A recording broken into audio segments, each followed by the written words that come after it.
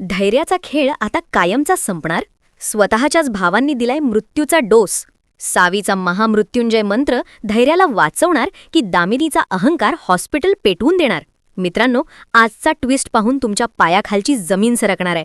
मित्रांनो, आजचा भाग बघून खरंच डोळ्यात पाणी आलं आणि अंगात संतापही चढला. एकीकडे ती बिचारी सावी एका पायावर उभी राहून रडत पडत देवाची करुणा भागतीये आणि दुसरीकडे रक्ताची नातीच रक्ताच्या थारोळ्यात पडलेल्या धैर्याच्या मृत्यूची वाट बघतायत. काय चाललंय का या मालिकेत?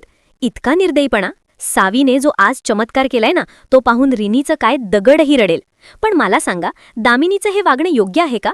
डॉक्टरांना धमकी देऊन हॉस्पिटल पेटवून द्यायची भाषा करणं म्हणजे काय? तिचं प्रेम आहे की इगो? आणि त्या भास्कर विलासचं तर विचारायलाच नको.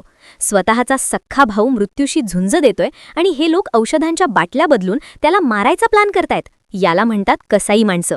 या इतक्या कडक व्रतापेक्षा हॉस्पिटलमधील सुरक्षेवर जास्त लक्ष देण्याची गरज आहे.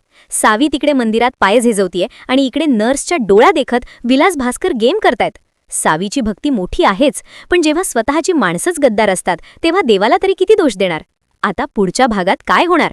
माझी खात्रीशीर प्रिडिक्शन आहे की जेव्हा ती नर्स ते बदललेला औषध धैर्याला द्यायला जाईल तेव्हा सावीचा महामृत्युंजय मंत्राचा शेवटचा टप्पा पूर्ण होईल आणि काहीतरी असा चमत्कार घडेल की नर्सच्या हातातून ती बाटली फुटेल किंवा सावी बरोबर त्याच वेळी तिथे पोहोचेल. कारण नियती सावीचा कष्टाचं फळ वाया जाऊ देणार नाही. पण जर ते औषध धैर्याला दिलं गेलं तर मात्र मालिका एका भयंकर वळणावर जाणार. मित्रांनो, तुम्हाला काय वाटतं? सावीची ही अग्निपरीक्षा धैर्याचा जीव वाचवू शकेल का? आणि ते नीच भास्कर विलासचं पाप कधी उघडकीस येईल? तुम्हाला सावीचं हे एका पायावर उभं राहून केलेलं व्रत कसं वाटलं? मला आत्ताच्या आत्ता कमेंट करून सांगा, कारण तुमच्या कमेंट्स खूप महत्त्वाच्या आहेत. आणि अशाच झणझणीत अपडेटसाठी चॅनलला सबस्क्राईब करायला विसरू नका.